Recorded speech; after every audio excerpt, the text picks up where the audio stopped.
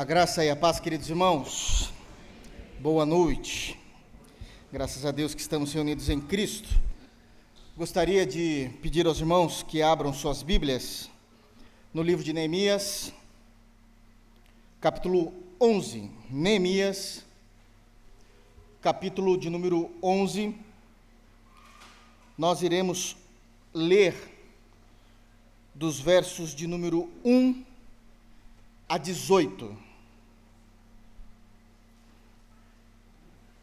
Neemias, capítulo de número 11, versículos de 1 a 18. E esperemos que o Senhor fale aos nossos corações. Amém? Por favor, depois da leitura, mantenham suas Bíblias abertas para analisarmos o texto. E quão maravilhoso o texto será. Amém? Diz assim o texto bíblico: os príncipes do povo habitaram em Jerusalém, mas o seu restante deitou sortes para trazer 1 de 10 para que habitasse na santa cidade de Jerusalém, e as 9 partes permaneceriam em outras cidades. O povo bendisse todos os homens que voluntariamente se ofereciam ainda para habitar em Jerusalém. São estes os chefes da província que habitaram em Jerusalém. Porém, nas cidades de Judá habitou cada um na sua possessão, nas suas cidades, a saber, Israel, os sacerdotes, os levitas, os servidores do templo e os filhos dos servos de Salomão. Habitaram, pois, em Jerusalém alguns dos filhos de Judá e dos filhos de Benjamim. Dos filhos de Judá, Ataías, filho de Uzias, filho de Zacarias, filho de Amarias, filho de Cefatias, filho de Maalalel, dos filhos de Pérez, e Maazéias, filho de Baruque, filho de Col-Rosé, filho de Razaías, filho de Adaías, filho de Joiaribe, filho de Zacarias, filho do Silonita. Todos os filhos de Pérez que habitaram em Jerusalém foram 468 homens valentes. São esses os filhos de Benjamim: Salu, filho de Mesulão, filho de Joed, filho de Pedaías, filho de Colaías, filho de Maazéias, filho de Itiel, filho de Jesaías. Depois dele, Gabai e Salai, ao todo 928. Joel, filho de Zicri, superintendente deles, e Judá, filho de Senua, o segundo sobre a cidade. Dos sacerdotes, Jedaías, filho de Joiaribe, Jaquim, Seraías, filho de Hilquias, filho de Mesulão, filho de Zadok, filho de Meraiote, filho de Aitube, príncipe da casa de Deus, e os irmãos deles, que faziam serviço do templo, 822. E Adaías, filho de Jeroão, filho de Pelaías, filho de Anzi, filho de Zacarias, filho de Pazur, filho de Malquias. E seus irmãos, cabeças de famílias, 242. E Amazai, filho de Azarel, filho de Azai, filho de Mesilemote, filho de Imer, e os filhos deles, homens valentes, 128, e superintendente deles, Jabdiel, filho de Gedolim. Dos levitas, Semaías, filho de Hassub, filho de Azricão, filho de Razabias, filho de Buni, Sabetai e Josadab. Dos cabeças levitas que presidiam o serviço e fora da casa de Deus: Matatias, filho de Milca, filho de Zabdi, filho de Asaf, o chefe que dirigia os louvores nas orações; Baquebuquias, o segundo dos seus irmãos; depois Abda, filho de Samua, filho de Galau, filho de Jaduntum. Todos os levitas na santa cidade foram 284. Amém. O que pregado é isso aqui, né, irmãos? É o que vocês estão pensando, né? Feche teus olhos, vamos orar. Senhor Deus, graças nós te damos pela tua santa palavra. Ainda que de imediato nós possamos ver estranhezas nesses nomes, nessas contagens, quantas lições o Senhor tem nos ensinado e, por meio do teu Espírito, serão ministradas aqui hoje. Guarda os nossos corações em ti, Senhor. Ajuda-nos a viver para a tua glória, a te amar, Pai, de todo o nosso coração, de todo o nosso entendimento, de toda a nossa alma, como foi pregado domingo. Nos ajuda a viver, Senhor, para o louvor da Tua glória, pois é um desafio diário para nós vivermos verdadeiramente e integralmente para o Senhor. Exorta-nos, Deus, naquilo que precisamos ser exortados. Dê-nos humildade para aprendermos contigo, Senhor, e sermos cheios do Teu Espírito Santo. Fala-nos, Deus, constrói em nós o caráter de Jesus Cristo. É no santo nome de Jesus que nós oramos. Amém. Queridos irmãos, os irmãos bem sabem, aqueles que têm nos acompanhado, principalmente nos sermões e em toda a exposição do livro de Neemias, o quão rico ele é de informações, e não será diferente no dia de hoje. A título de introdução, eu quero trazer aqui algumas informações, e hoje eu quero pedir aos irmãos paciência, porque o texto diante de nós hoje, aliás, todo o capítulo 11, ele é um texto singular nas Escrituras. Dificilmente nós vamos ter, e alguns até dizem que não há um texto semelhante a este em toda a Escritura Sagrada, que ele é um texto ímpar, somente ele, em seu modo de narrar, e na situação e no contexto em que se encontra esse capítulo 11. E eu vou precisar, para fazer sentido aos irmãos aquilo que nós lemos, me debruçar em contextos históricos e explicar. Eu vou fazer o máximo, de verdade, diante de Deus, farei o máximo para não transformar o sermão de hoje numa aula de seminário, porque realmente existe a necessidade de explicações, e porquês, que existe esse bendito capítulo 11 no livro de Neemias. Porque ele é um livro que mostra a realidade de um povo, e ele desafia cada um de nós, uma vez que entendemos esse texto, a pensarmos e olharmos para dentro, e dizer, e encontrar em nós, fatos que comprovem que nós temos vivido a nossa vida corretamente diante de Deus e debaixo da vontade de Deus. Amém? Ainda, a título de introdução, quero lembrar os irmãos algo que os irmãos já estão bem acostumados, aqueles que têm ouvido o sermão em Neemias, que o livro de Neemias, ele está dividido em duas partes principais. Os irmãos bem sabem disso. São 13 capítulos, todo o livro de Neemias. Do capítulo 1 ao capítulo 7, nós temos a primeira parte do livro. A primeira parte do livro, o foco é a narrativa de uma estrutura física de Jerusalém. E aqui eu sei que os irmãos sabem disso, mas eu quero forçar os irmãos a saberem mesmo a diferença entre Jerusalém e Israel. Israel é nação, Jerusalém é cidade. Brasil, nação. Sorocaba, cidade. A diferença entre Sorocaba e Jerusalém, socialmente falando, é que Jerusalém é a capital, Sorocaba é interior. Até aí, ok? O foco da primeira parte é a estruturação de Jerusalém, da cidade. Ok? Amém, irmãos? Vocês vão entender o porquê que eu estou forçando os irmãos a compreenderem isso. A segunda parte do livro é do capítulo 8 até o final, que é o capítulo 13. Também existe uma reestruturação, mas agora essa reestruturação, ela é espiritual. Os irmãos se lembram que no capítulo 8, prestem muita atenção agora, porque eu preciso que os irmãos se lembrem do texto. Sem o contexto de Neemias, nós não entendemos o capítulo 11 de forma alguma. No capítulo 8, é dito e narrado, inicia-se dizendo que todos os judeus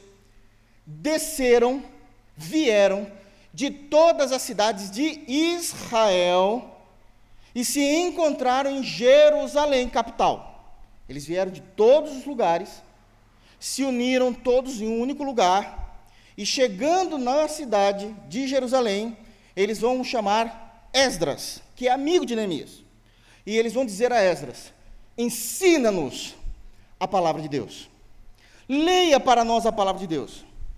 E Esdras, ao ouvir isso, obviamente que eu estou contando rapidamente isso aqui, porque os irmãos já sabem, abre o livro da lei, começa a ler o livro, e não apenas ler, após ler, eles já são comovidos pelo Espírito Santo, e agora Esdras, juntamente com os sacerdotes, começam a explicar, a expor os textos bíblicos.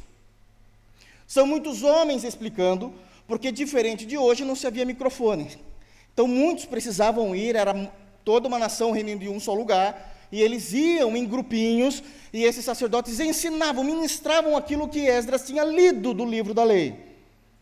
Agora, uma vez que eles não apenas ouviram, mas compreenderam as escrituras sagradas, eles foram ainda cheios e quebrantados pelo poder de Deus, pelo Espírito Santo, e passaram a vivenciar um avivamento. E por isso eles entraram em festa.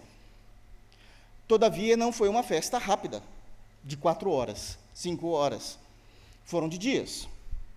E no 24º dia dessa festa, uma vez que todos os dias a palavra de Deus era lida a eles, eles agora perceberam que, ainda que Deus os amasse e tivesse avivado o coração deles, existiam aspectos individuais da vida deles que ainda precisavam passar por arrependimento, confissão de pecado e se tornarem mais próximos de Deus. E assim se fez. E agora nós estamos no capítulo 9. Uma vez que eles são avivados e compreendem a palavra de Deus, eles começam agora uma oração no capítulo 9. A oração mais longa das Escrituras. E eles começam a orar, e essas orações nada mais é do que a confissão da teologia que eles criam. Os irmãos se lembram disso? Então eles vão confessando a teologia em que eles criam, a maneira como eles criam, que era de forma correta biblicamente, e começam a expor isso de formas tópicas, em tópicos, mostrando, falaram dos pecados, do passado de toda a nação de Israel, da maneira como os pais erraram, mas agora eles também se apresentam no final da oração, e dizem: Senhor, nós estamos aqui, nós entendemos, nós sabemos tudo que o Senhor fez, tenha misericórdia de nós, nós queremos viver para a Tua glória. Encerra-se o capítulo 9, inicia-se o capítulo 10, e eles vão agora firmar, oficializar, de forma documental, uma aliança com Deus. Os irmãos também se lembram disso no capítulo 10, e aí eles vão falar quais são os termos dessa aliança, quais são os propósitos dessa aliança, e ali vai ser descrito, item por item, daquilo que eles deveriam fazer, como eles deveriam fazer, o que eles deveriam crer, por que crer daquela forma, e uma vez feito esse documento, é chamado primeiramente a liderança, e depois vai trazendo uma estrutura do maior para o menor dentro da nação de Israel, e todos foram assinando essa aliança. A aliança está pronta. O que acontece quando essa aliança foi assinada, esse documento foi assinado? Significa que ali foi a conclusão de tudo aquilo que eles precisavam fazer para o retorno, desde o período em que saíram do cativeiro babilônico. Então, o que nós temos com a finalização do capítulo 10? Todo o projeto de Deus para a vida deles, onde eles saem do cativeiro babilônico, ainda que Babilônia já tivesse sido destruída, os persas tivessem dominado, ainda eles ficaram um bom tempo com os persas, porque não se muda uma nação de uma hora para outra. Eles vêm em 3 caravanas, e agora que as 3 caravanas já chegaram, eles começam a reconstruir primeiramente a estrutura física, depois, a partir do capítulo 8, a estrutura espiritual, e no capítulo 10, todo esse projeto geral de estrutura física e espiritual estão acabados, e eles terminam assinando, dizendo: nós entendemos tudo isso. Se houvesse um cartório naquele período, com certeza iriam ali reconhecer firma da assinatura de cada um, porque era um documento sério. Era um documento sério. Agora, ainda que nós ainda estejamos na estrutura espiritual, o capítulo 11 vai iniciar uma nova fase da história do povo de Deus. Que fase é essa? Que após a conclusão de um projeto, isso tem que ser colocado em prática. Colocado em prática. E é justamente sobre isso que todo o capítulo 11 vai trazer a nós, de uma forma desafiadora. Desafiadora, uma vez que a gente consiga compreender todo o contexto também do capítulo 11. E é por isso que eu vou estar explicando aos irmãos a seriedade desse capítulo. Amém?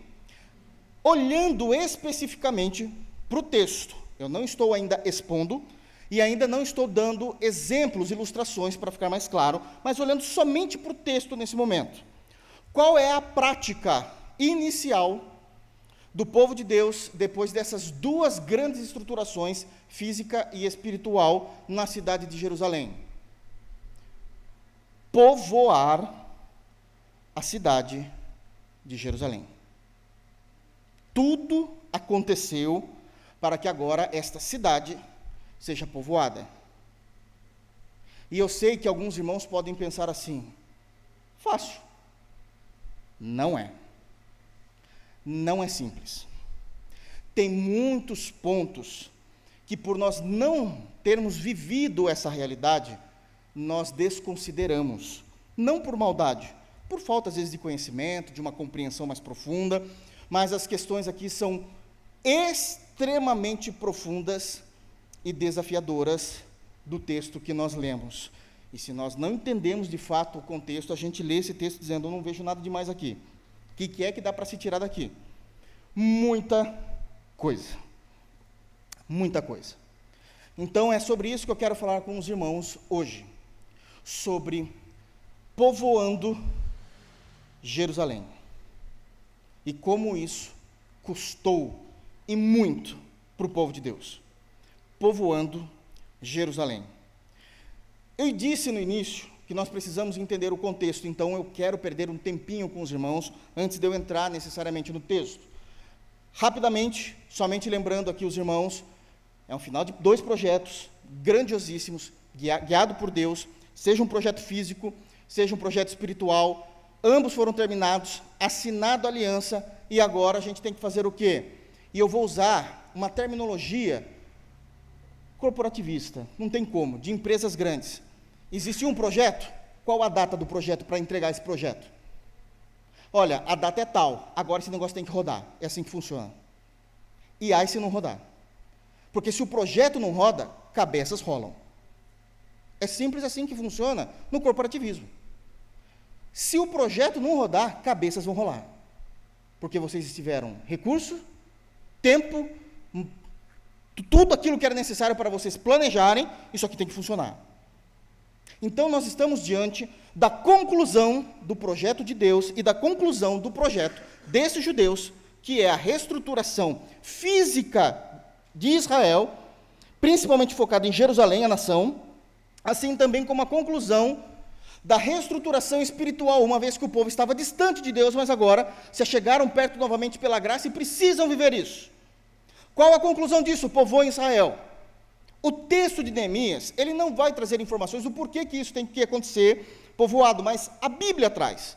Jerusalém é a cidade do grande Deus, foi ele que determinou, foi ele que tirou Abraão e levou para essa região, ele falou que essa região seria deles, que mandaria leite e mel, tem promessas que vão acontecer em Jerusalém, promessas espirituais, promessas físicas, promessas geográficas, tem desde Êxodo, Levítico, Número, Deuteronômio, está tudo falado. Então, como ele é judeu, ele não precisa lembrar disso.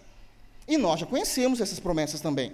Foram feitas alianças com Abraão, Isaac, Jacó, tudo para acontecer em Jerusalém. É de lá que viria o Salvador, Jesus Cristo.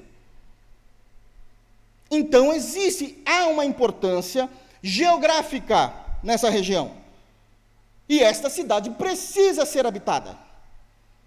Principalmente agora que terminou os projetos. Elas precisam ser habitadas. Ela precisa ser habitada. Mas existe aqui algumas questões que eu preciso pontuar aos irmãos, das dificuldades que se há em habitar Jerusalém neste momento da história em que tudo está bonito. Cidade nova, estrutura nova, tudo erigido. Existem algumas pontuações. Primeiro, como eu disse, o projeto tem que acontecer, mas existem considerações que precisam ser observadas. Primeiro, uma coisa é nós desenvolvermos um novo projeto, diante de uma realidade que já está estruturada. Vamos dar um exemplo simples. A empresa, uma grande empresa, ou o Estado, determina e é aprovado determinado projeto. Tanto dentro de uma grande empresa, a empresa já está rodando, ela já tem ganhos, ela está iniciando um novo projeto dentro dela, as coisas já estão acontecendo. O Estado, quando aprova um novo projeto para uma cidade, ou para o próprio Estado, ou para a federação, o país, se for no caso da federação, já está acontecendo, já está rodando, já tem estrutura, já tem dinheiro, tem os impostos, tem cabeças pensantes. Se for o Estado, a mesma coisa, se for o município, também. O que vai ser feito de novo no município? E o governo municipal ali determina, mas o município já está arrecadando, já existe uma estrutura. Isso é uma coisa. Outra coisa é o projeto não apenas ser novo, mas ser o primeiro. E que tudo desse novo lugar depende do sucesso desse novo projeto. A situação de Israel nesse momento é o segundo ponto. Israel não tinha nada. Tinha sido destruída pela invasão da Babilônia há muitos séculos atrás. Eles ficaram como escravos. Outros homens maus dominaram aquela região, destruíram aquela região, fizeram o que queriam daquela região. Passa-se o período do juízo de Deus, eles retornam às duras custas para Jerusalém. Quando eles chegam em Jerusalém, está tudo destruído, não há pedra sobre pedra. Eles precisam fazer tudo numa cidade. Por favor, não confundam nós fazermos a reforma da nossa casa do que reestruturar uma cidade toda. Tudo que uma cidade precisa para ela existir como cidade. Eles precisam fazer tudo, e o sucesso do povo de Deus e das promessas do povo de Deus dependem de toda essa estruturação dar certo. Porque não tem algo caminhando junto com eles, dizendo, olha, se faltar alguma coisa, nós temos fundo, se faltar... Não, é só ali, está tudo destruído, e nós precisamos que esse primeiro projeto acerte, e acerte em cheio, não tem uma segunda chance. É que a gente sempre espiritualiza situações e não pensa o como isso tem preocupações externas, financeiras, econômicas, políticas. Porque Jerusalém é uma cidade real, irmãos. Se for lá, tem governo, tem escola, tem saúde, tem de tudo. Não é um lugar que você chega lá e tem um povo voando como se fosse anjo. Não é. É uma estrutura real. E existe uma segunda consideração, além deles terem que acertar. Agora, prestem atenção, o contexto em que isso está acontecendo no capítulo 11, é que, quando eles povoarem Jerusalém, a capital, diferente dos dias de hoje, eles não podem morar em Jerusalém, para habitar Jerusalém, e trabalharem fora de Jerusalém. Eu sei que nessa época não existia o formato de escola como existe hoje, um prédio específico onde a criançada vai todo mundo lá, tem o período de aula, o horário de aula e depois todo mundo volta para casa. Não existia isso naquela época. Mas vamos tentar trazer essa aplicação. Também não pode morar em Jerusalém, as crianças estudarem fora e depois voltarem. Não pode. Isso não pode acontecer. Primeiro porque eles não têm condições. Não se existe carro. As cidades não são tão perto assim. Os irmãos, quando leem a Bíblia, vocês vão perceber assim, qual é a distância de tal cidade de cidade? Tantos dias de caminhada, era assim que eles faziam uma medição, então não dá. Não dá para fazer isso, não dá para trabalhar fora da cidade, tem que ser ali. Qual o grande problema? Trabalhar onde? É tudo novo. E eu não posso trabalhar fora porque a cidade depende de fortalecimento, crescimento, economia e aquilo que hoje, na modernidade, nós chamamos de desenvolvimento urbano. Nós precisamos disso. Então não pode sair fora. Tá, então eu vou trabalhar onde? Porque eu sou uma pessoa, estou dando um exemplo aqui, trazendo para a nossa realidade. Imagine alguém dizendo assim, olha, eu sou uma pessoa de fábrica, então, lá não tem fábrica ainda. Ah, não tem problema, porque se eu não conseguir, a gente até espera vir alguma fábrica, mas a minha esposa trabalha no comércio, então lá não tem comércio. Não tem? Não. Então, eu sou um profissional de saúde, então também não tem. É do zero. É do zero. Imaginem uma hipótese muito, muito estranha aqui agora, porque é uma situação que nós, irmãos, nunca vamos passar por isso. Não existe essa possibilidade de nós passarmos por isso, porque nós estamos no Ocidente, no século 21, em 2024, não tem mais como acontecer isso. Não tem. Talvez o micro do micro do micro do micro da história pode acontecer, mas é muito micro. Nessa proporção não existe mais essa situação. Então vamos forçar aqui um exemplo, porque eu preciso que vocês entendam de fato o que está acontecendo. Imagine que eu chego diante de vocês e digo assim, olha pessoal, semana que vem tem um plano, esse projeto é que eu vou fundar uma cidade. Está vendo? Um homem não funda mais, não existe mais essa possibilidade, mas no exemplo existe. Eu vou fundar uma cidade, eu tenho um terreno que é extremamente enorme e eu vou fazer uma cidade nesse lugar. O que eu estou pensando em fazer, e já está certo, vou chamar pessoas de fora, foi isso que aconteceu. Chamar pessoas de fora, ainda que sejam brasileiros, mas são de fora. E eles vão construir a cidade. O meu projeto está maravilhoso. Tem tudo. Tem escola, tem comércio. Eu já preparei um lugar específico para ser a zona industrial. Tem a parte da saúde, tem a parte do entretenimento, tem tudo aquilo, tem a segurança pública, tem tudo aquilo que uma cidade precisa. Só não tem pessoas. Os prédios estão prontos. E quando eu terminar, eu quero que vocês vão morar lá. E aí vocês vão pensar, como que é? Vocês vão morar lá? E eu tenho certeza que o primeiro pensamento de vocês é mais ou menos assim, não vou abrir mão do meu trabalho que eu consegui e cheguei num ambiente de sucesso para ir morar num lugar que não tem absolutamente nada para eu trabalhar. Mas deixa eu perguntar, por acaso lá já tem faculdade? Não, não tem faculdade. Sabe o que é? É que meus dois filhos, o mais velho já está no ano, esse ano já entra na faculdade, e o mais novo ano que vem, não tem faculdade? Não, não tem.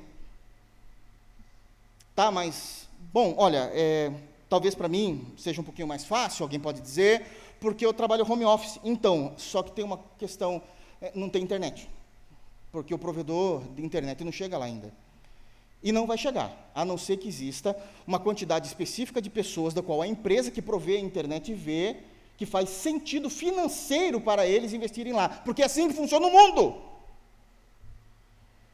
E se vocês não estiverem lá, nunca vai chegar, porque nós estamos acostumados a uma outra realidade. Pessoas desbravam para nós, para depois a gente só usufruir do lugar.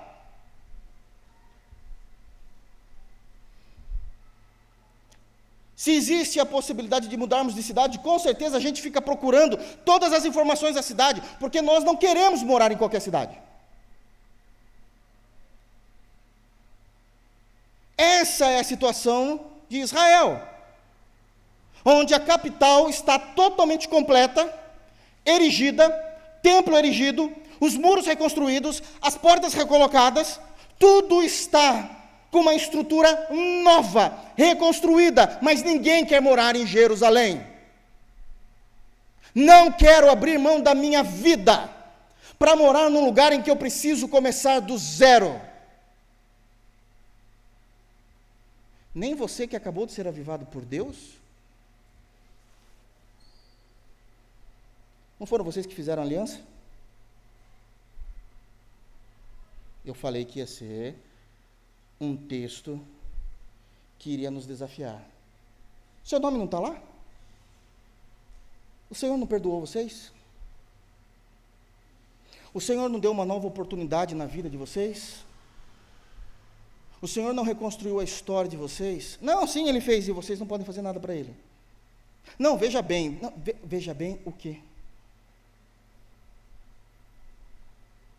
Nós precisamos povoar essa cidade porque Deus quer que a gente povoe.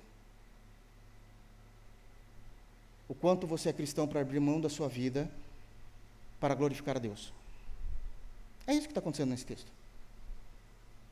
Vocês não são o povo da aliança? Que fizeram a aliança, que assinaram a aliança, que choraram, pediram perdão pelos pecados dos seus pais e agora vocês vão cometer o mesmo pecado? Porque é muito bom termos experiências com Deus, quando o agente ativo é o próprio Deus derramando graça sobre nós, mas é muito ruim quando nós somos o agente ativo da responsabilidade humana para fazer alguma coisa para Deus, aí nós tolhemos a mão. Quando a doutrina é sobre soberania divina, glória a Deus, aleluia. Quando a doutrina é sobre responsabilidade humana, abaixa os olhos e fala, nem me veja. Isso começa a mostrar que o relacionamento do crente com Deus nem sempre é um relacionamento de duas vias. Geralmente o relacionamento sempre parte da parte de Deus. É Ele que faz, é Ele que abre a mão, é Ele que abençoa, é Ele que prospera, é Ele que dá mais uma chance. E o crente? Estamos esperando as bênçãos chegar. E esse é um problema seríssimo do capítulo 11. Com isso, uma vez que eu consegui trazer o contexto, deu para entender a seriedade do momento? Uma vez que eu consegui trazer o contexto, eu também preciso falar agora de 3 coisas necessárias para compreender todo o livro de Neemias. Eu ainda estou na introdução, eu falei para vocês que ia ser um pouquinho mais complexo hoje. 3 coisas que são importantes. Serve para todos os projetos e sonhos da sua vida, mas especificamente nós vamos usar isso para o texto, porque é do próprio texto. Quando se fala de projeto, 3 coisas que precisam ficar muito claras para todos que estão envolvidos nesse projeto. Primeiro, a consolidação da ideia desse projeto. Um verdadeiro projeto não é papo de bar, que se fala numa noite jogando fora os assuntos e no outro dia ninguém se lembra de nada. Um verdadeiro projeto não é papo de bar. Isso tem que ser consolidado na ideia de todo mundo. Isso foi. Aqueles que lembram-se das exposições de Neemias, os irmãos vão se lembrar que na primeira parte, quando Neemias chega em Jerusalém, ele não fala nada para ninguém, não anuncia nada a ninguém por 3 dias. Ele vai fazer toda uma observação do terreno, daquilo que precisava ser feito. Depois de 3 dias, ele chama todo mundo e fala, galera, é o seguinte, precisamos fazer isso em Jerusalém, porque é Deus que está nos mandando. Isso precisa ficar consolidado. Sabe o que todo mundo falou? Amém. Todo mundo falou amém. Mas a ideia de consolidar essa ideia de um projeto, ela é tão séria, do qual precisa ficar claro para todos os crentes espalhados nesse mundo, que a obra de Deus, ela não subsiste apenas de momentos solenes. Exemplo, no culto, momento de culto, momento de uma reunião de ministério, momento de um estudo da palavra. Não, o reino de Deus é para todos os momentos da nossa existência. Estejamos nós reunidos com os irmãos em adoração no culto, ou estejamos trabalhando, cada um, na segunda-feira, 9h da manhã. Porque o reino de Deus está dentro de nós. E isso tem que ser uma realidade. É a consolidação de uma ideia. Segunda coisa importante para entender um projeto: a funcionalidade de um projeto. Não adianta fazer um projeto lindo e não ser nada funcional. Vai perder tempo, investimento, dinheiro, saúde, porque isso mexe com a nossa saúde. Você não tem ideia. Pergunta para quem fez implementação de ISO 9000, para quem fez implementação de sistema ERP numa empresa. Você começa, se for 1 ano de implementação, você perdeu 10 anos da sua vida. De tão terrível que é. Vocês não têm ideia. E um monte de gente fiscalizando tudo que você está fazendo. Tudo tem que ter evidência. Desgastante. Estressante. Mas tem que ser funcional, senão não vale a pena. Tem que ser funcional. No texto, nos mostra que era. Prestem bastante atenção agora. Como era funcional. Até aqui a gente foi. Todo o texto foi mostrando isso. Mas com todo respeito aos irmãos aqui do texto bíblico, construir um novo templo, reconstruir os muros e assentar porta, ainda que seja muito trabalhoso, principalmente nesse período da história, não é impossível e é mais fácil lidar com aquilo que é matéria inorgânica, como tijolo e madeira, do que com pessoas, acredite. Acredite. Mas era funcional. O que aconteceu? O templo foi terminado. O muro foi erguido. As portas foram assentadas. Todo o departamento da espiritualidade da nação foi realinhada. Aliança assinada. O que vem depois de tudo isso, para que todo esse projeto, além de funcional, apresente sucesso. Cada projeto vai ter a sua resposta. Aqui no texto bíblico é simples. Precisa-se de pessoas. Precisa-se de pessoas. Se essas pessoas não morarem em Jerusalém, tudo isso daqui foi em vão e o projeto foi um fracasso. Então isso tem que ser funcional. Mas até que eles fizeram. Terceira coisa a respeito de um projeto, e é justamente nesse ponto da história que nós estamos. Pessoas são mais importantes do que coisas e projetos. Pessoas são mais importantes do que coisas e projetos, e a Bíblia mostra isso claramente o tempo todo. Por quê? Vou usar 3 situações que fecham basicamente todo o mercado internacional. 3 pontos que fecham o mercado internacional. Quer ver? Se não existir pessoas na posição de clientes, um monte de projeto falha. Se não existirem pessoas na posição de, infelizmente, pacientes, um monte de projeto falha. Se não existir pessoas na posição de consumidores, tudo acaba. Isso destrói. Essas 3 posições podem destruir o planeta, virar a economia do planeta. Clientes, pacientes e consumidores. Tira esse papel da sociedade. Você vai ver o que vai acontecer. No caso do texto bíblico, nós precisamos de habitantes em Jerusalém. E eles não estavam querendo muito, não. Porque tudo estava novo, mas não existia nada.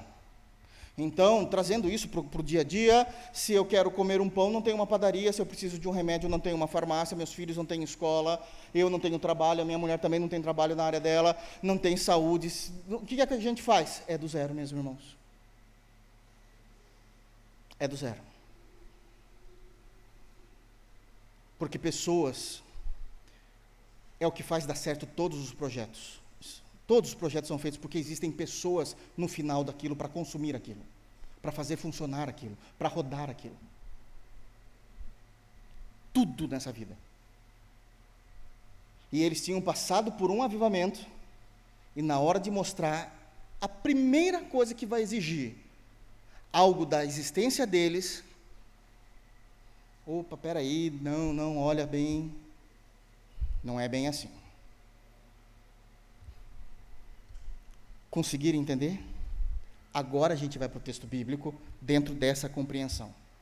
Amém? Vamos lá? Apenas o versículo de número 1. Os príncipes do povo habitaram em Jerusalém, mas o seu restante deitou sortes para trazer 1 de 10, para que habitasse na santa cidade de Jerusalém, e as 9 partes permaneceriam em outras cidades. E aqui já temos algumas informações e lições importantes. Mas dentro dessas lições, eu quero dizer aos irmãos que os versos 1 e 2 tem uma temática central. Quais foram os meios utilizados para povoar novamente Jerusalém? Quais foram os meios utilizados? Os versos 1 e 2 nos apresentam 3 meios, que eu quero fazer 3 lições aqui com os irmãos, então. Primeira lição: todos os líderes teriam que ir para Jerusalém. É o que diz o versículo de número 1 no início. Os príncipes, que é os principais, os líderes do povo, habitaram em Jerusalém. Em primeiro lugar, os líderes têm que ser o exemplo. E aqui é um ótimo momento para eu informar aos irmãos que a liderança não é ter vida boa. Muitas vezes as pessoas olham para os líderes religiosos, ou líderes dentro de suas empresas, ou em outros determinados lugares, e a gente pensa que por ele ser líder, e muitas das vezes, principalmente no meio corporativo, empresários são líderes e têm um salário maior do que a grande média das pessoas, a gente acha que eles estão pulando de alegria. Se isso fosse verdade, milionário não dava tiro na cabeça. E olha que isso existe aos montes. Isso existe aos montes. Eu sei que a posição muitas vezes pode brilhar os olhos daqueles que almejam isso, mas estar na liderança não é flores. O fato desses homens serem líderes, vocês acham que eles estavam felizes querendo ir para uma cidade onde não tinha nada para sua família? Vocês têm ideia do peso que é ser exemplo para todos? Carregar isso todos os dias? Porque são homens, movidos pelos mesmos desejos, que precisam tanto de Cristo como toda a igreja precisa, que precisam do sangue de Cristo como toda a igreja precisa. Não é nada de diferente neles. Olhando para uma compreensão teológica, as Escrituras dizem, na carta de Tiago, lá no final da Bíblia, que os líderes, que os pastores serão julgados mais duramente. A gente precisa disso para a vida? Não precisa, mas Deus chamou. Teremos um juízo mais acirrado. Existirá perguntas, informações, pedidos de contas que vocês não terão. Não é gostoso para esses líderes da história, desse momento, dizerem, vamos ter que ir para Jerusalém. E por que eles têm que ir? Porque os líderes morando em Jerusalém, não deixa de ser um convite às outras pessoas para habitarem naquele lugar, não deixa de ser um encorajamento, porque um bom exemplo vale mais do que 1000 palavras. Então eles precisam ir. É a primeira lição. Os líderes precisam ser exemplo, e ser exemplo não é gostoso. Ser observado o tempo todo não é gostoso. Não é. Existe o tempo todo uma lupa diante de você, sobre sua casa, sobre sua família, sobre todos os seus passos, aonde você vai, o que você toma, o que você não toma. Você é líder, hein? E eles precisam ir. Segunda lição que nós temos aqui, ainda no versículo de número 1, olha o texto. Os príncipes do povo, entendam, olha isso, irmãos, eu preciso que vocês entendam. Os principais do povo habitaram em Jerusalém, mas o seu restante deitou sortes para trazer 1 de 10 para que habitassem na santa cidade de Jerusalém, e as 9 partes permaneceriam em outras cidades. Em primeiro lugar, os líderes são exemplos, mas a segunda lição que nós temos aqui, o povo que foi para Jerusalém, foi porque decidiram no dado, na sorte. Não existiu homens o suficiente que diziam, eu vou, para a glória de Deus eu vou, eu abro mão de tudo, e nós vamos agora fazer essa cidade acontecer, está tudo pronto. Sabe quem foram? Alguém levanta a mão? Imagina os líderes. Agora é o momento, alguém levanta a mão para ir? Aquele silêncio. Olha, se vocês não fizerem isso, a gente vai ter que jogar no dado, vai ser na sorte. Aquele silêncio. Então vai ser na sorte. Isso significa que as pessoas que foram lá, foram de forma compulsória. Você acha que eu vou abrir mão do que eu tenho? Pô, vou ter que abrir. Tanta gente, eu caí. Foi assim que foram popular. Foi assim que aconteceu a nova população. Mas, queridos, vocês não acabaram de passar por um momento de avivamento. Mas avivamento é tão bom quando é Deus derramando graça sobre nós. Mas e quando sou eu que tenho que fazer algo para Deus? Não levanta a mão, abaixa a cabeça, faz de conta que está falando comigo. Olha, na atualidade, nós precisamos de irmãos para fazer isso na igreja. Não, irmãos, Deus está falando com você. Não estou ouvindo, estou cantando.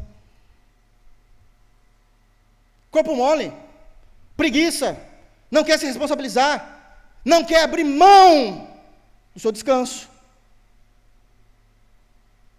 Dá a opção de dizer, hoje eu não vou no culto.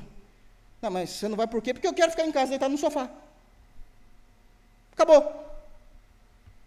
Ah, se o pastor faltar mais de 2 cultos consecutivos, pescotar para a assembleia, vamos tirar,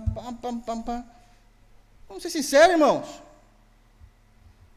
É isso que está acontecendo. Vocês querem ver o coração deles? A cada 10 pessoas, uma só era eleita compulsoriamente para ir para Jerusalém.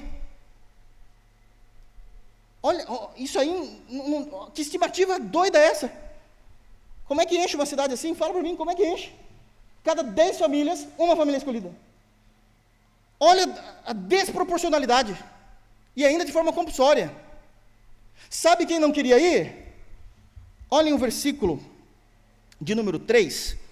Eu não vou falar do início do versículo, mas do meio do versículo. Mas assim, o início do versículo diz assim, versículo 3.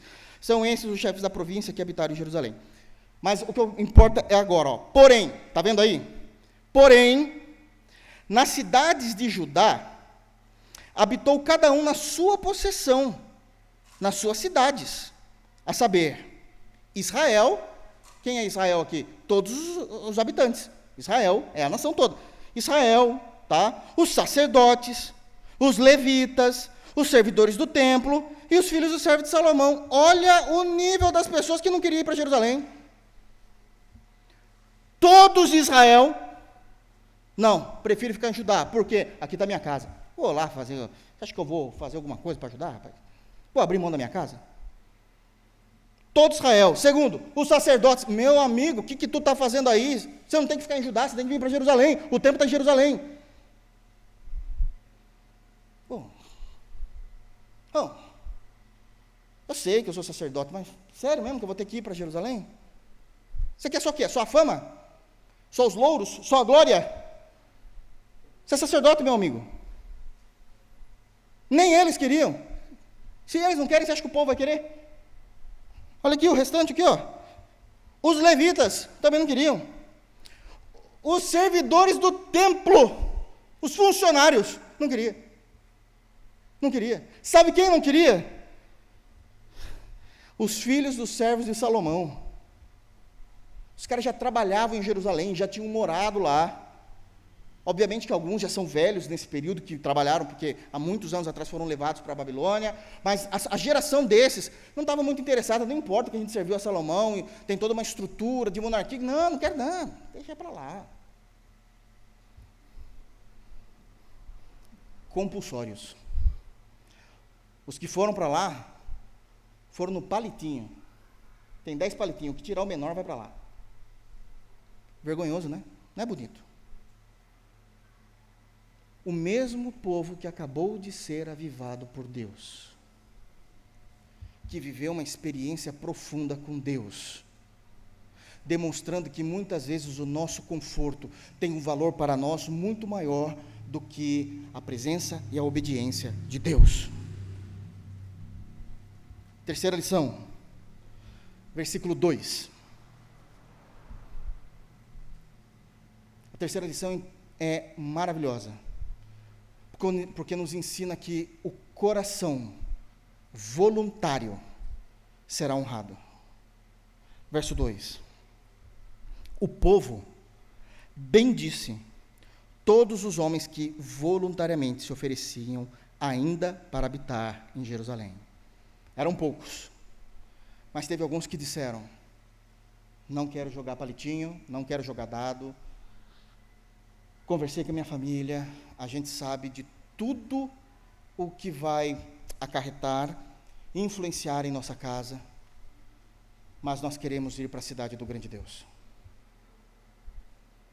Nós abrimos mão do nosso conforto, nós abrimos mão do nosso trabalho, porque nós sabemos que Deus vai nos sustentar e vai prover. E o texto diz que o povo, tudo falso, mas bendisseram a esses. Aplaudiram, olha que homem de fé, que bênção, mas você mesmo não vai. Não. Não. É ou não é um desafio, queridos? Os irmãos se lembram, quando eu preguei na semana passada, dizendo que uma das características do avivamento é nós sermos tão cheios de Deus, para que a gente possa sentir e vivenciar a presença de Deus no culto, mas na segunda-feira isso tem que continuar. Vocês se lembram disso? Porque senão é vazio. É só para aquele momento. Mas aqueles que tiveram um coração voluntário foram benditos, bem falados, foram honrados por toda Israel. Mas foram muitas, poucas pessoas. Então, qual foi os meios para que para que Jerusalém fosse povoada novamente? Primeiro, os líderes têm que estar lá. Segundo, ninguém aceitou? Forma compulsória. Acabou. Perdeu no dado e perdeu no palitinho. Forma compulsória. Terceiro, poucos voluntários que criam na providência divina. Dá para acreditar nessa história? Porque às vezes a gente olha para os textos e a gente acha que tudo é espiritual, tudo glorioso, tudo bendito, fala, meu Deus, esse povo é tão santo, não sei o que está fazendo na terra, é tão santo, tão perfeito. Não, irmão, está no texto aqui, ó. Povo de Deus. Isso fala muito sobre a nossa espiritualidade. E precisamos aplicar isso em nós. Isso aqui nunca mais vai acontecer, porque o mundo já está repleto de cidades e nações. Mas às vezes a gente não quer abrir mão de uma manhã gostosa de chuva para vir adorar a Deus. A gente não quer abrir mão do conforto do nosso sofá, da maciez do nosso travesseiro. Eu tenho uma palavra para vocês. O conforto do seu sofá e a maciez do teu travesseiro ainda vai te levar para o inferno.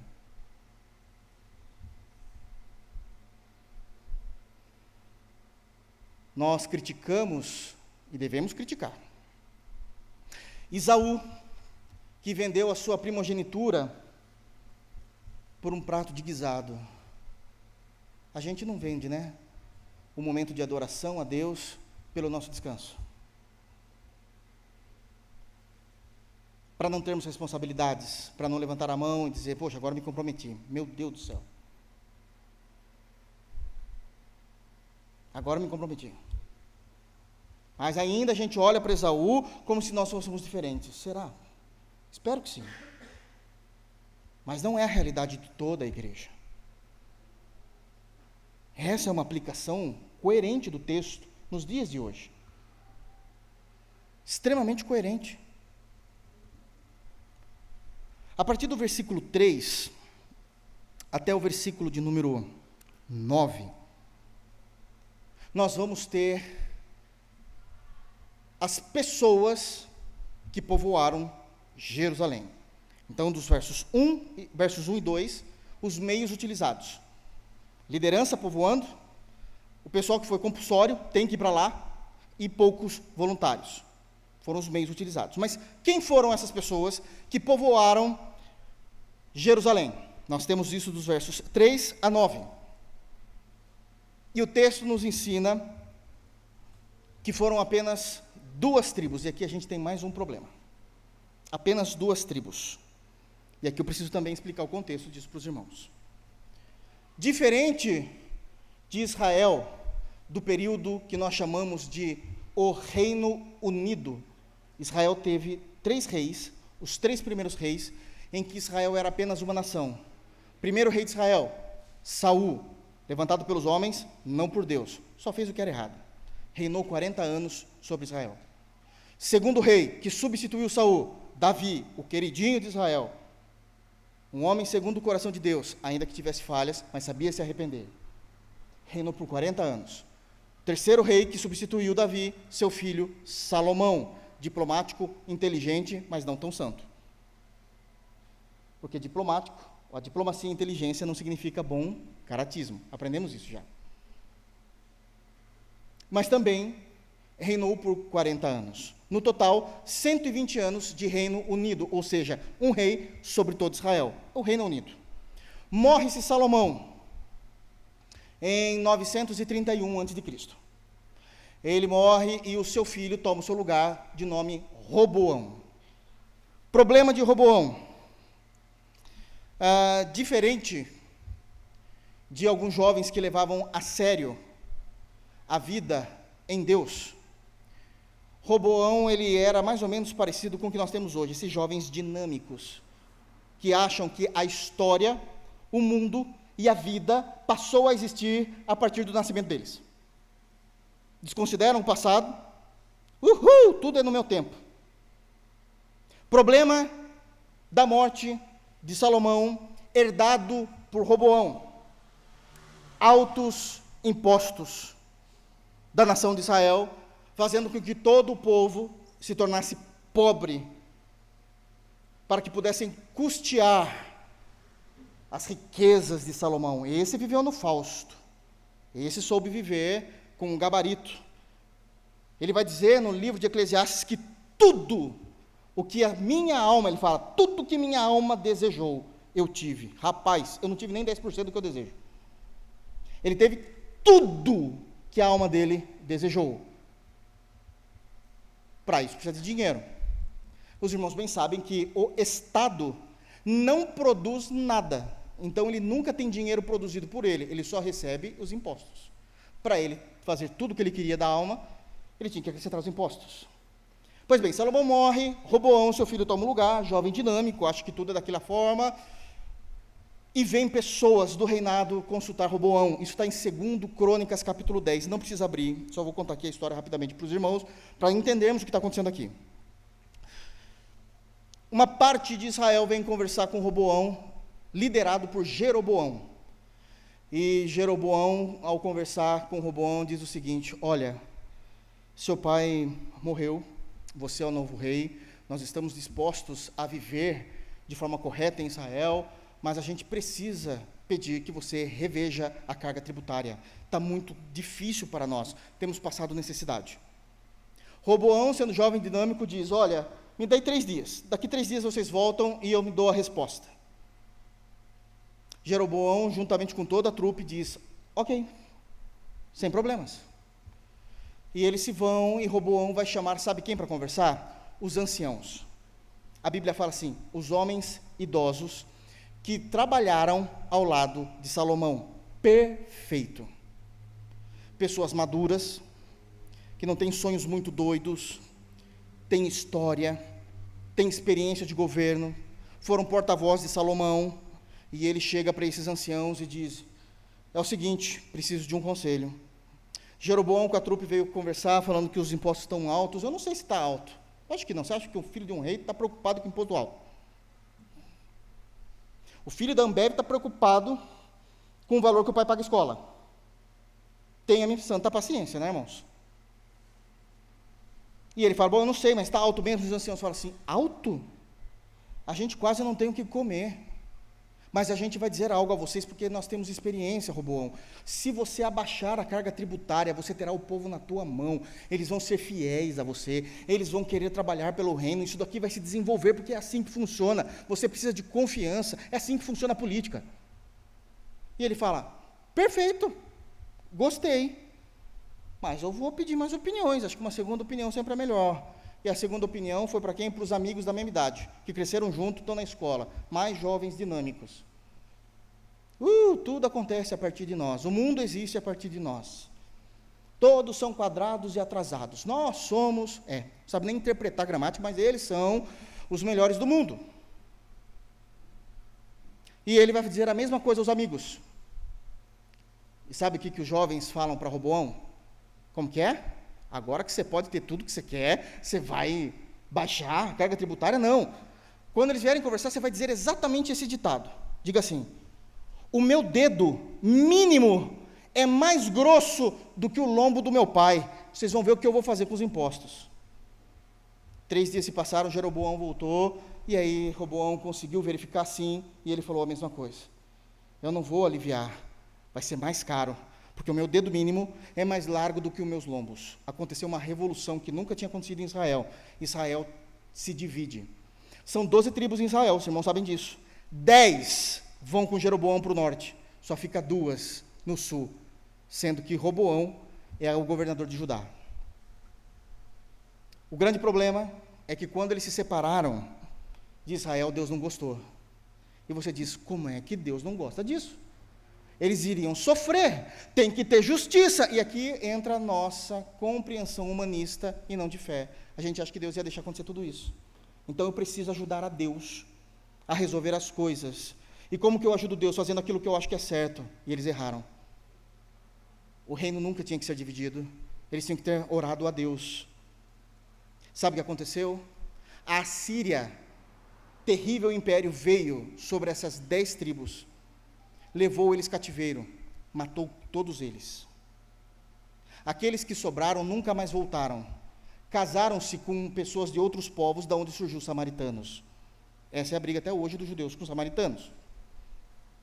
Não existe essas 10 tribos mais, irmãos. Não existe mais desde 722 depois de Cristo, antes de Cristo. 722 antes de Cristo. Ficou o sul, somente 2 tribos, Judá e Benjamim. São as que voltam da Babilônia. Eram 12, só tem 2, e ainda tem que povoar Jerusalém. Olha o problema. Problema demográfico. A gente não tem mais tanta pessoa como a gente tinha antes, né? Israel foi dizimada. Foi dizimada. Então, quem é que povoou Jerusalém? 2 tribos. Não toda, porque eles não queriam. Uma parte de 2 tribos. Olha a dificuldade. Sabe o que isso significa? Que depois de todo o trabalho, a cidade de Jerusalém podia ser um elefante branco, um mausoléu, um deserto. A não ser que eles fossem crentes e confiassem em Deus para abrir mão de suas vidas. Não precisa me responder qual de vocês aqui faria isso por Deus. Isso mostra muito do nosso cristianismo. É mais ou menos assim, Jesus teve que morrer por mim, mas eu não vou morrer por Jesus, não. Isso fala muito sobre o nosso cristianismo. 2 tribos. E é justamente disso que vai ser dito aqui. Olha só, versículo 3. Só a primeira parte, porque a segunda a gente já falou, que tem a ver com o versículo de número 1. São esses os chefes da província que habitaram em Jerusalém. Aí ele faz um adendo. Porém, nas cidades de Judá, a gente já falou sobre isso, habitou cada um na sua possessão, nas suas cidades, a saber, Israel, os sacerdotes, os levitas, os servidores do templo e os filhos dos servos de Salomão. Mas, o início do versículo 3 é coadunado do 4, eu quero falar aqui do 4 até o 6, somente por enquanto, que vai falar da tribo de Judá. Então, olha lá. Quem foi os chefes da província? Esses chefes não são os líderes, são os pais de família. São os pais de família. Não são os voluntários, são os que foram pelo dado ou pelo palitinho. Então, olha só quem foram, 4. Habitaram, pois, em Jerusalém alguns dos filhos de Judá. Está vendo? É a primeira tribo, das 2. Primeira tribo. E dos filhos de Benjamim. Dos filhos de Judá. Aí começa então a narração. Os filhos de Judá. Ataías, filho de Uzias, filho de Zacarias, filho de Amarias, filho de Cefatias, filho de Malalel, dos filhos de Pérez e Maazéias, filho de Baruque, filho de Colrosé, filho de Razaías, filho de Adaías, filho de Joiaribe, filho de Zacarias, filho de Silonita. Todos os filhos de Pérez que habitaram em Jerusalém foram 468 homens valentes. Isso é número para habitar em cidade? Tem empresa, tem muito mais do que isso.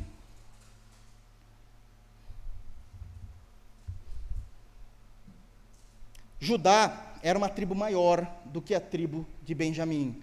Porém, a quantidade de homens de Judá foi menor do que a tribo de Benjamim. Foram só 468 homens, diz o versículo 6. Esses homens eram valentes, mas eles eram especialistas na retaguarda, em proteger Jerusalém. A especialidade deles era proteger Jerusalém.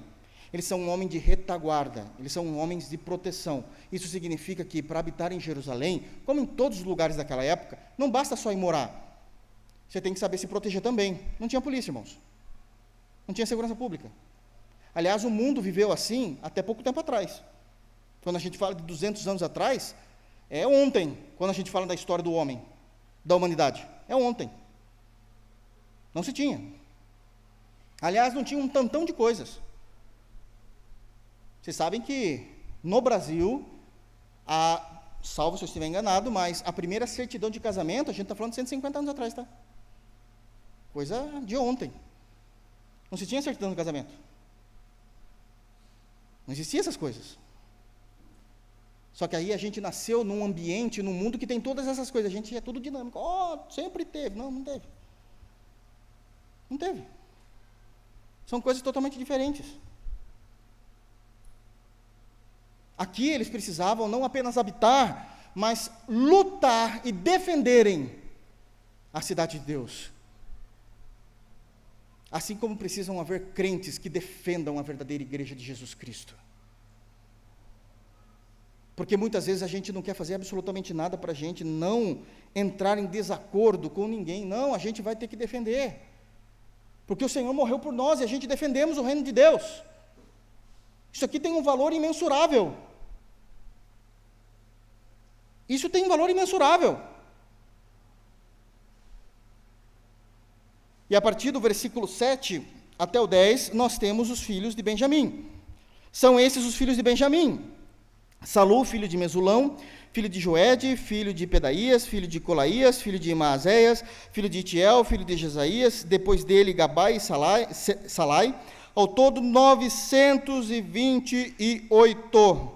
Joel, filho de Zicre, superintendente deles, e Judá, filho de Senua, o segundo sobre a cidade.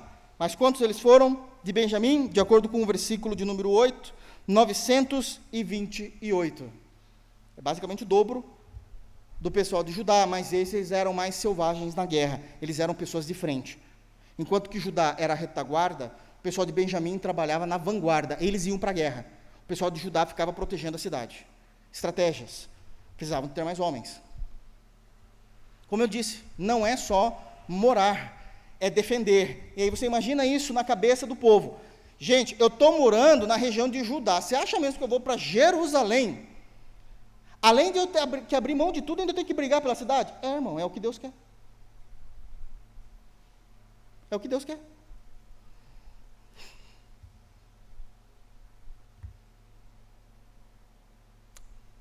Até onde vai a nossa obediência a Deus? Acho que essa é a primeira pergunta que precisa ficar claro de todo esse contexto, do verso 3 ao verso 9. Até onde nós obedecemos a Deus? Até onde não nos custe? Porque no Novo Testamento existe uma doutrina semelhante a esta. Aquele que quer vir pós mim, diz o Senhor Jesus, tome a tua cruz e siga-me. O cristianismo é obediência. O cristianismo é a observação dos textos e da vontade de Deus. Em nenhum momento foi dito que o cristianismo é um paraíso. O cristianismo é um ato de adoração a Deus com a nossa vida. E se assim nos for pedido, precisamos fazer. Isto é fé em Deus. Isso é um termômetro da fé em Deus. É um desafio do que está acontecendo no capítulo 11. Dos versos 10 até o versículo 14, quem foi que povoou Jerusalém? Bom, em primeiro lugar, as duas tribos. Acabamos de ler. Em segundo lugar, o corpo dos trabalhadores do reino. Dos versos 10 no versículo de número 14, 10 a 14, nós temos agora os sacerdotes. Eu sei que vocês querem ficar em Judá. Não vão ficar, não. Não vão ficar, não. Vocês só querem os louros, só a glória, só a beleza, só Só aquilo que o ministério pode trazer? De bom, de reconhecimento? Olha, um sacerdote. Não. Não. Seu lugar é no templo. Jerusalém, meu chapa. Para agora. Não foram de vontade própria. Não foram. Então nós temos aqui, dos versos de número 10 a 14, primeiramente, os sacerdotes. Prestem bem atenção. Dos sacerdotes, Jedaías, filho de Joiaribe e Jaquim, Seraías, filho de Hilquias, filho de Mesulão, filho de Zadok, filho de Meraiote, filho de Aitube, príncipe da casa de Deus, e os irmãos deles, que faziam o serviço do templo, 822. E Adaías, filho de Jeroão, filho de Pelaías, filho de Anzi, filho de Zacarias, filho de Pazur, filho de Malquias, e os irmãos cabeças de família, 242, e Amazai, filho de Azarel, filho de Azai, filho de Mesilemote, filho de Imer. E os irmãos deles, homens valentes, 128, e superintendente deles, Zebediel, filho de Gedolim, ou Gedolim aqui, como a gente lê. E a gente fala, nossa, quanto sacerdote! Irmãos, a gente está falando de uma nação. Se não tiver esse povo aqui, não dá para atender todo mundo. Não dá. Mas sabe o que é interessante? Que quando os sacerdotes são chamados é porque Neemias entende que é impossível existir uma cidade, principalmente a cidade do grande Deus, no Antigo Testamento, sem ter os homens que conduzam a fé, que Deus levantou a fé. Como é que pode não tê-los? Porque eles queriam ficar no bem bom em Judá. Eles querem ficar no interior, não querem vir para a capital. Porque é extremamente oneroso morar na capital, não tem nada. Além de tudo, vai ser caro. No interior, a gente se vira. Na capital, é só cidade. No interior, a gente tem terra, a gente se vira. Mas na capital não dá. Não tem lucros. Os sacerdotes pensam nisso. Como é que pode? Mas vocês foram cheios de Deus, há dias atrás. Deus restaurou vocês, então, mas eu vou ter que abrir mão? Vai. Porque isso é reino. Mas uma das coisas mais lindas é que no versículo 15 está falando que os levitas foram também. Olha aí, os levitas. Mas antes de falar dos levitas, isso significa algo importante. Se os levitas foram, isso significa, irmãos, que os sacerdotes, eles foram enviados para Jerusalém somente para fazer o serviço deles. Porque assim tinha sido ordenado na lei. Chamou sacerdote, os levitas já falou, sobrou para nós. Porque eles não vão fazer o nosso serviço.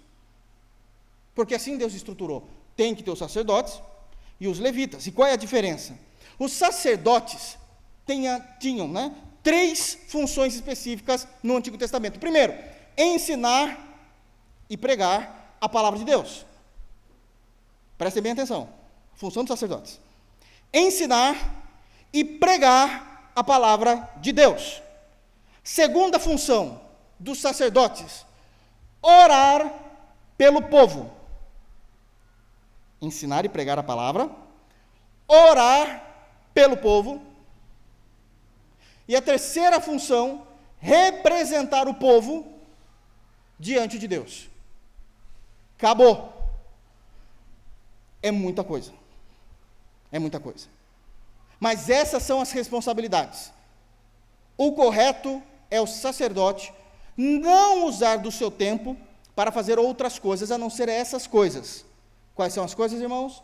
Ensinar e pregar a palavra de Deus, orar pelo povo e representar o povo diante de Deus. Isso significa que eles tinham que orar, levar, abençoar, ouvir, mas orar pelo povo de Israel. Ensinar e instruir na verdade. E depois, por causa dos sacrifícios, representar o povo diante de Deus. Os levitas foram chamados. E agora a gente tem do 15 ao 18.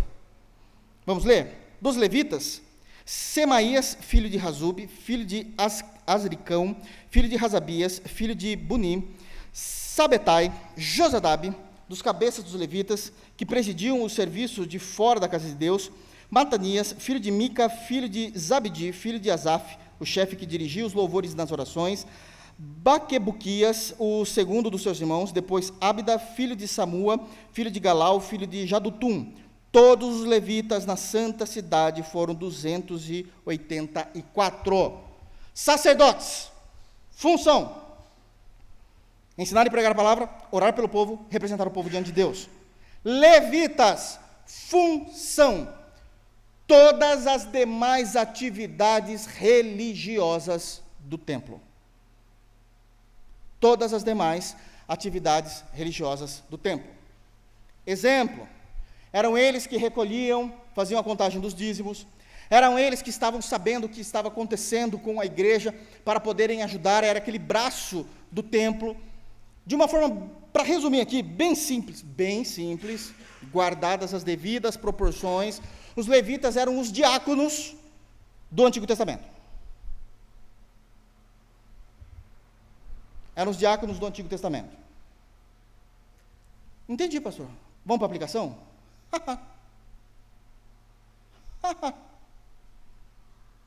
Sacerdotes: pregar e ensinar a palavra de Deus, orar pelo povo, representar o povo diante de Deus. Pastores do Novo Testamento: sonho meu. Atos capítulo 6.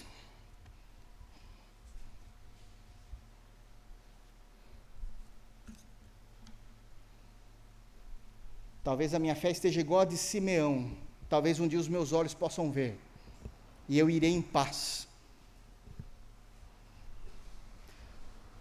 Exclusividade do ministério pastoral de acordo com a Bíblia. Atos capítulo 6. Todos abriram? Vamos lá? Verso 1. Ora, naqueles dias, multiplicando-se o número dos discípulos. Deixa eu contar então isso aqui. A igreja de capítulo 2 de Atos. 120 pessoas no cenáculo. Os irmãos se lembram disso? Veio o poder do Espírito Santo. Depois disso, no capítulo 3, Pedro pregou. 3.000 almas se converteram. A igreja que tinha 120 membros, agora tem 3.120 membros. Segunda pregação de Pedro. Deus não aliviou, não. Salvou 5.000 almas. A igreja que tinha 120 membros, agora tem 8.120. Como que dorme com isso? É isso que está acontecendo. Multiplicou-se. Houve murmuração dos helenistas contra os hebreus. Os hebreus são os judeus convertidos ao cristianismo. Os helenitas são aqueles que tinham toda a compreensão romana e grega que se converteram ao cristianismo. E, segundo eles, estava havendo aí uma discussão ali, uma murmuração entre eles. Por quê? Versículo 1. Porque as viúvas deles, dos helenitas, estavam sendo esquecidas na distribuição diária. Imagina a cabeça dos 12. Dos 12 não, dos 12 porque o Matias já estava aqui, né? A cabeça dos 12. Pelo Espírito Santo. Olha a decisão. Versículo 2. Então, os 12 convocaram a comunidade dos discípulos e disseram: não é razoável que nós abandonemos a palavra de Deus para servir às mesas. A gente não tem que se preocupar com isso. Não é isso que foi instruído no Antigo Testamento e não foi isso instruído por Jesus a nós. Mas, irmãos, escolhei dentre vós 7 homens de boa reputação, cheios do Espírito Santo e de sabedoria, os quais encarreguemos desse serviço, os diáconos, vulgo levitas do Antigo Testamento. Guardadas as devidas proporções, pelo amor de Deus. Eu não estou fazendo uma associação literal. Não estou. Eles vão ser desse serviço. E os pastores? Versículo 4. E quanto a nós, nos consagraremos à oração e ao ministério da palavra. A mesma coisa que os sacerdotes. A função do pastor é ele ter tempo para poder se consagrar, ter uma vida piedosa e cada dia mais e mais se debruçar diante das Escrituras para que ele tenha conhecimento, para que ele possa ter compreensão espiritual das coisas, discernimento, orientação de Deus e uma boa palavra. Essa é a função, e isso já dá muito trabalho. 5. Olha a graça divina aí na igreja. O parecer agradou a toda a comunidade. E elegeram Estevão, homem cheio de fé e do Espírito Santo, Filipe, Prócoro, Nicanor, Timão, Pármenas e Nicolau, prosélito de Antioquia. Apresentaram-nos perante os apóstolos, e estes, orando, lhe impuseram as mãos. Crescia a palavra de Deus em Jerusalém, se multiplicava o número dos discípulos, então estava crescendo mais do que os 8.000, né? Também muitíssimos sacerdotes obedeciam à fé. Muitos sacerdotes. Aqueles que eram sacerdotes eram convertidos, porque existiam apóstolos que estavam se aprimorando na palavra de Deus. Falo isso tranquilamente, e eu sei do que eu estou falando. Você acha mesmo que os grandes pastores da mídia, sejam pentecostais ou reformados, a igreja tem o WhatsApp deles? Vocês acham mesmo isso? Para eu conseguir o WhatsApp deles é uma luta. Tem que passar por várias pessoas, e muitas vezes falam, não vai, a gente não vai dar. Não vai dar. Vai dar não. Para convidar para vir pregar aqui. É uma luta. Eles não atendem a igreja. Sempre quem atende é auxiliar. Eu sei do que eu estou falando, irmãos. Eles não atendem. Como é que pode um homem pregar toda semana em estados diferentes do Brasil, o cara escrever livro? Eu fui atrás da informação, falei, ou eu sou muito ruim, que eu não estou conseguindo sair do livro que eu estou escrevendo, ou realmente Deus não quer que eu escreva. Daí eu descobri. É porque eles têm ghostwriting. Sabe o que é isso? Pessoas que escrevem para eles. Não escreve o que as pessoas querem. Eles gravam e mandam, e essas pessoas já escrevem no formato, que é um formato chato também, viu, irmãos? Um formato burocrático para se escrever livro. Então, ele grava aquilo e manda o arquivo para a pessoa e fala, se vira, esse é o capítulo 2. Transforma isso em livro. Porque não dá, como que o cara consegue lançar 2, 3 livros por ano? O cara está pregando, toda semana o cara está no estado. Falei, como que eu não consigo? Daí eu descobri, foram honestos comigo. Falei, pois é, não estou nesse nível ainda, né? Falta o chão para eu chegar nesse nível. Então, não estou nesse nível. Deus os abençoe. Obrigado. Saí humilhado, mas pelo menos com conhecimento de causa. É assim que funciona, irmãos. Isso significa que, assim como o pastor, os diáconos também têm uma séria função na igreja. A igreja precisa saber disso e os diáconos precisam saber disso. Aliás, a mesma qualificação para um pastor é a mesma qualificação de um diácono, escrito lá em 1 Timóteo capítulo 3. Porque também era a mesma qualificação para um sacerdote, era uma qualificação para os levitas.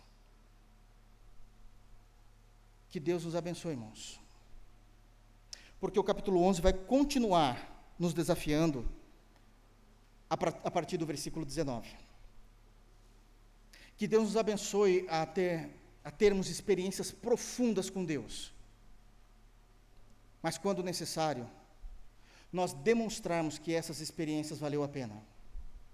E que nós estamos dispostos a que, se for nos pedido, entregarmos a nossa vida pelo Senhor Jesus. Que Deus nos abençoe, no santo nome de Jesus. Amém. Vamos ficar de pé?